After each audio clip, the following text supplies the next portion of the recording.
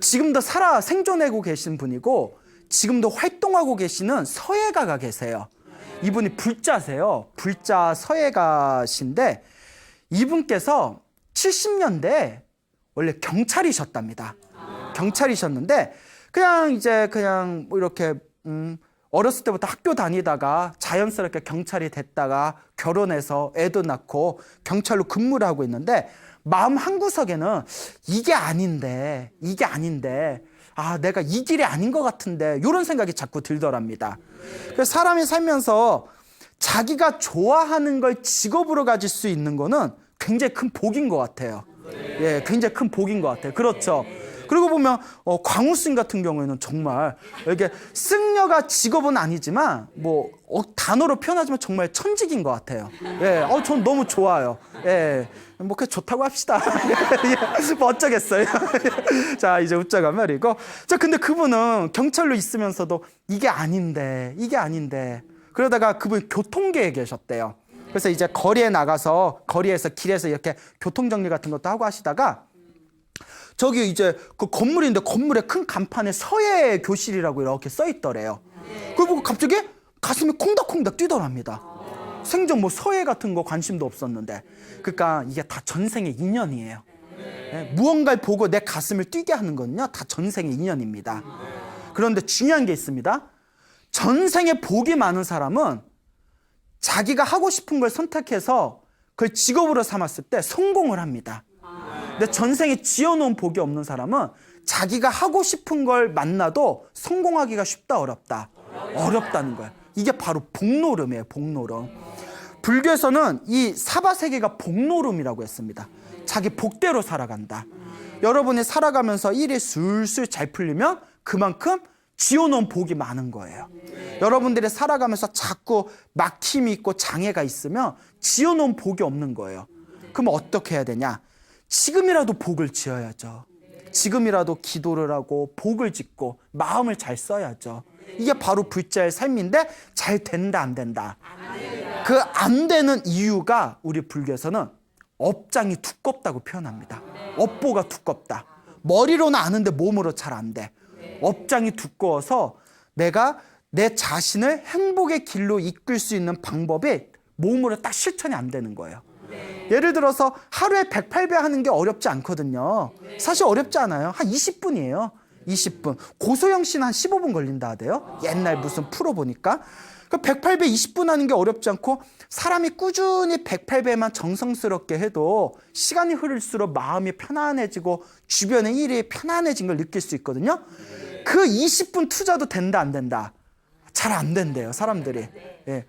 해요? 안 하잖아요. 여러분들도 안 하잖아요. 하시나? 그러니까요. 108배 하면 좋다는 거 다 아는데도 의외로 꾸준히 하는 분들이 드물어요. 그래서 옛날에 해인사 방장이시고 그리고 우리 대한불교 조계종 종정을 역임하셨던 법전 큰 스님이라고 계세요.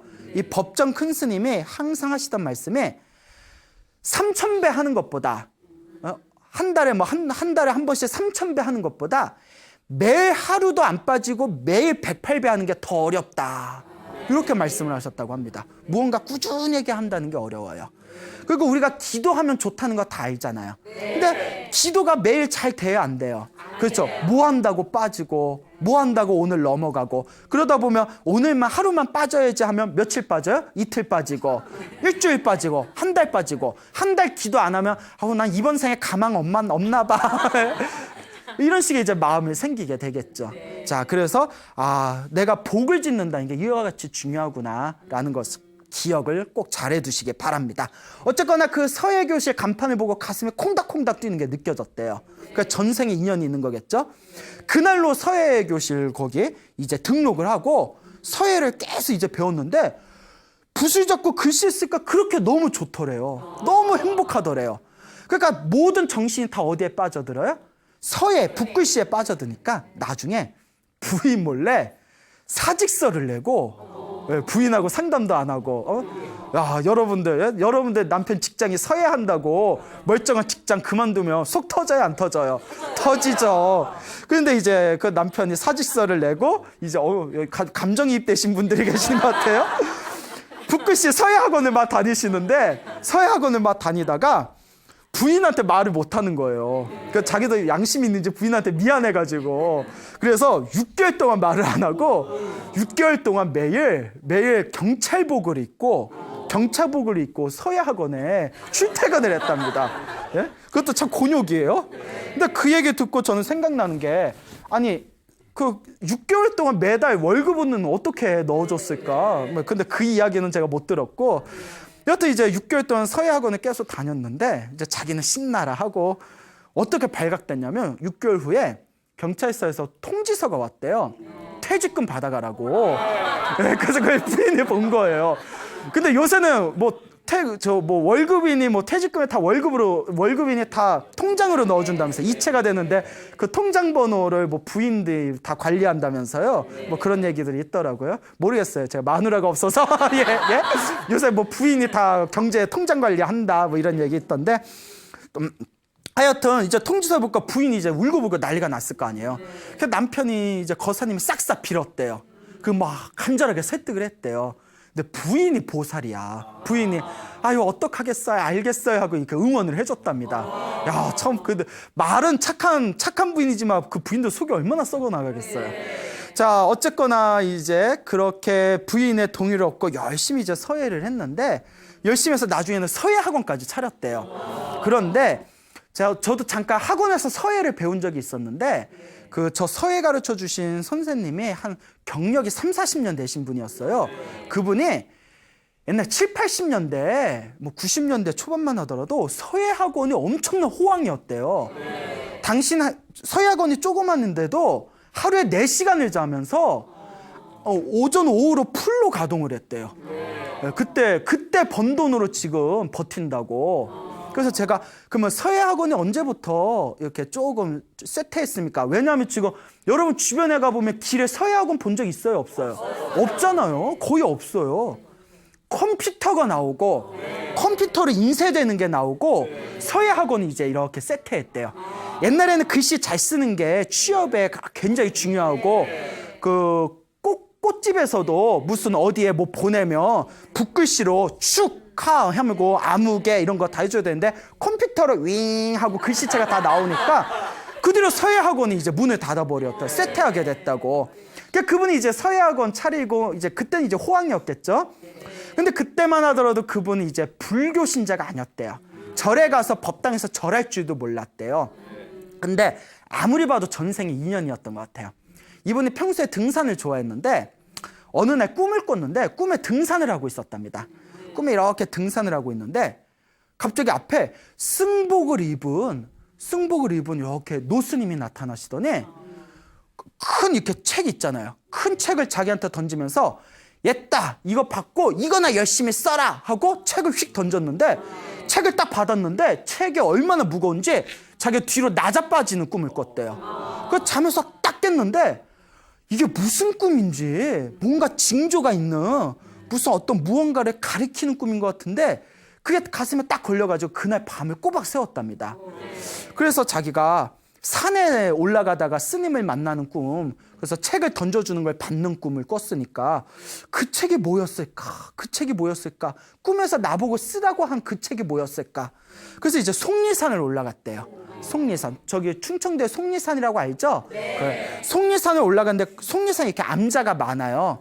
거기 어느 암자를 딱 갔는데 암자에 어느 노스님이 계시는데 그 노스님이 꿈에서 본 그 스님하고 똑같은 스님이라던 거예요. 놀래가지고 그쵸 놀라잖아요. 참 로또 번호나 좀 지키지. 그런 거는 안 지켜. 로또 번호는 안 지키고 그 노스님이 꿈에서 본 노스님이라서 그 스님한테 인사드리고 자초지종을 얘기했더니 스님이 가만히 자기를 쳐다보더니 이렇게 책 하나를 주더래요. 진짜 스님은 이제 책 하나를 주더니 내가 이 책뿐이 없는데 하고 책을 줬는데 딱 보니까 금강경인데 붓글씨로 쓴 금강경인 거예요. 붓글씨로 쓴 사경으로 된 금강경을 딱 보고 그걸 보면서 순간 가슴에 전기가 찌리리 흐르는 것처럼 아 이거구나. 꿈에서 본 책이 이거였구나. 나고 평생 이걸 쓰란 뜻이구나. 그 뒤로 그분이 그 꿈을 꾸고 나서 완전히 불자가 됩니다. 그리고 이제 붓글씨를 쓸 때 부처님 경전을 이제 쓰기 시작해요. 부처님 경전을 쓰면서 근데 다른 글씨를 쓸 때는 느끼지 못하는 환희, 기쁨, 희열을 부처님 경전을 쓰면서 그 희열을 느끼게 됩니다. 야, 이렇게 좋은 거였구나. 부처님 가르침이 이렇게 좋구나. 이 정도면 정세는 인연이 있는 분이죠. 이렇게 쓰고 또 쓰다가 이제 이분이 부처님 경전을 쓰다 보니까 불교를 알아야 되잖아요. 그래서 이제 불교 공부도 열심히 하게 되고, 부처님의 경전을 바르게 제대로 쓰려면 먼저 나를 비워야 되는구나. 그리고 자기 자신을 낮추고, 그리고 자기 자신을 비우기 위해서 절도 엄청나게 많이 하셨대요. 절도 엄청나게 많이 하시고 이제 그 부처님의 경전을 이렇게 쓰기 시작했는데, 그 경전을 쓰면서 말로는 표현 못할 엄청난 가피나 영험을 많이 얻으셨답니다. 그 중에 하나가 당신이 글씨를 쓰는 그 화실에 쥐 한 마리가 들어왔대요. 그 쥐를 쫓으려고 하는데 그 쥐가 어디로 쏙 들어가는 바람에 결국 못 찾았대요, 쥐를. 거기에 막 물건도 많고 하니까. 그래서 며칠 후에 또 나타나겠지 하다가 이제 쥐가 화실에 있다는 걸 싹 잊어버리고 몇 개월이 지났대요. 6개월이 지나버렸는데 어느 날 당신이 쓰신 작품들, 그 종이 작품들 모아놓은 그 창고방에 이렇게 어느 날 들어가 봤는데 깜짝 놀란 거예요. 쥐가 다 그 작품을 쏘아 먹은 거예요. 네? 근데 그거 글씨 다 작품들이잖아요. 평생의 어떤 당신의 그 작품들을 모아놓고 그것도 제일 잘된 작품들만 다 모아놨는데 쥐들이 다들 이거 쏘아 먹어버리니까 이거 어떡하나 하는데, 그러니까 이제 하나하나 그것도 정리를 했을 거 아니에요. 쥐들이 많이 파먹은 건 버려야 되고 멀쩡한 건 좀 놓고. 근데 충격을 받았답니다. 쥐들이 막 그걸 파먹었는데 부처님 경전을 베낀 거는 하나도 건들질 않았대요. 자기가 놀랬대요. 쥐들이 뭐 글씨를 아나? 예? 야, 먹자. 야야야, 이거 부처님 경전이잖아. 이거는 이거 패스 뭐 이랬나? 야, 쥐들도 알아보는구나. 그래서 믿음에 확신이 더 생겼대요. 야, 이거 묘한 거지 않습니까? 그 한 번은 또 이런 경험이 있었답니다. 당신 부인인데, 부인이 얼마나 착해요. 근데 부인이 있었는데 고혈압하고 당뇨가 너무 심해졌대요. 고혈압이 180이 되고 당뇨가 450선이고, 450이 엄청 위험한 거잖아요.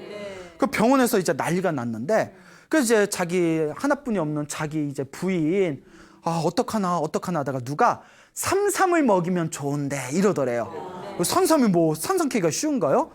그래서 이분이 산삼이 좋다니까 너무나 부인에게 조금이라도 무언가 도움이 될까 싶어서 그냥 무턱대고 산삼에 대해서 자세히 나와 있는 산삼 컬러 사진이 되어 있는 책 하나를 사가지고 바로 산으로 올라갔대요.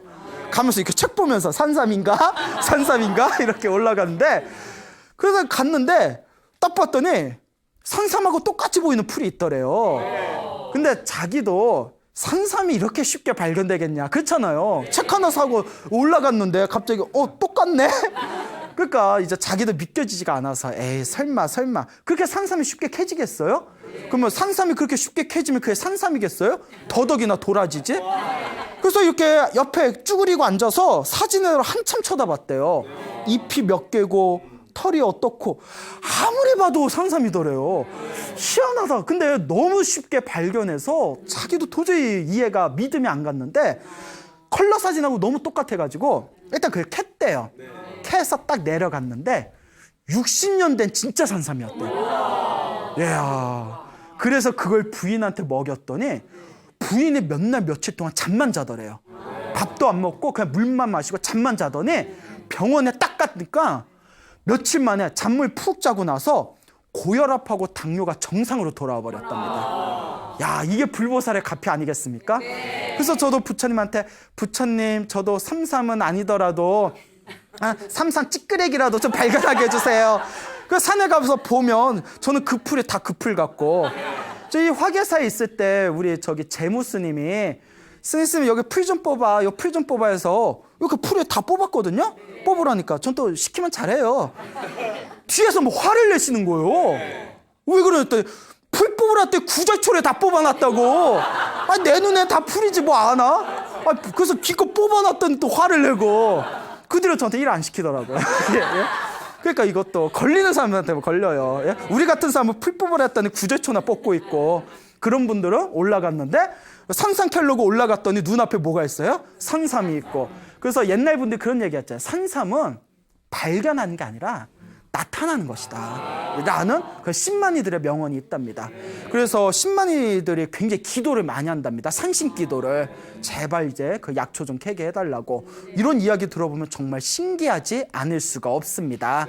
자, 그래서 이와 같이 이 거사님이 꿈에서 그렇게 노스님을 만나서 책을 받는 그런 꿈을 꾸고, 나중에 그 속리산에 있는 암자에서 그 꿈에서 본 스님하고 똑같은 분을 만나서 금강경을 받아서 그 인연으로 이제 부처님의 경전을 이제 베끼는 사경수행을 하게 되었습니다.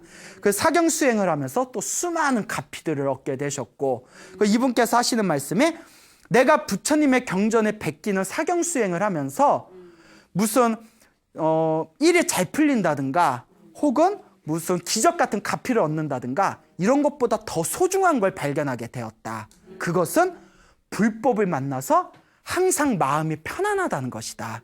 이게 가장 큰 부처님의 은혜인 것 같다라는 그런 말씀을 하십니다. 그러니까 여러분 항상 편안하고 행복한 삶을 살고자 하신다면 여러분 열심히 기도를 하셔야 됩니다. 열심히 복을 짓고 마음을 잘 쓰신다면 반드시 불보살님의 은혜가 여러분들과 함께 하실 겁니다. 그러니까 기도를 열심히 하시기 바랍니다. 알겠죠? 혹시 알아요? 꿈에서 부처님이 나타나서 또 뭐 던져주실지? 자, 여러분 행복해지고 싶습니까? 행복한 삶을 창조하고 싶습니까? 복을 지으십시오. 선업을 지으십시오. 공덕을 쌓으십시오. 복과 선업과 공덕의 힘이 여러분들을 진정한 행복의 길로 이끌어 줄 것입니다. 오늘 여기서 마치겠습니다. 소중한 나! 무한한 행복!